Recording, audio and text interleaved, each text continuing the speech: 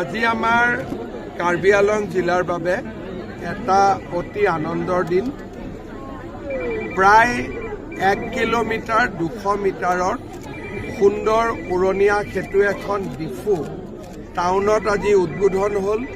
ডিফু টাউনত যান-জঁট বহু পৰিমাণে কমি যাব।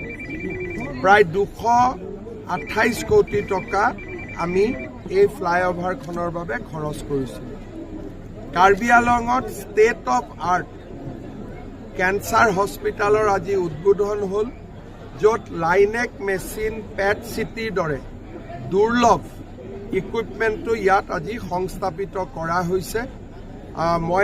মই নাভাবোঁ যে উত্তৰ পূৰ্বাঞ্চল বা পূৰ্বাঞ্চলৰ কোনোবা জিলাত ইমান ডাঙৰ সুবিধা আছে।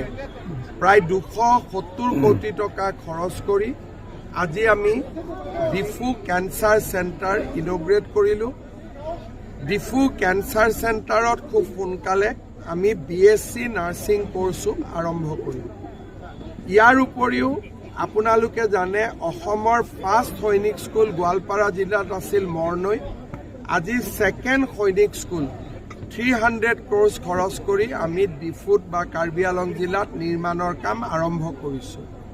খেৰণিৰ পৰা জিৰিকিন্দাং, ডিফুৰ পৰা ধনচিৰি, ডংকামংকাৰ পৰা কুঠৰিলৈ যিবিলাক ৰাস্তা কেতিয়াবা হ'ব বুলি আমি ভাবিবও পৰা নাছিলোঁ, আজি তাৰো উদ্বোধন হ'ল।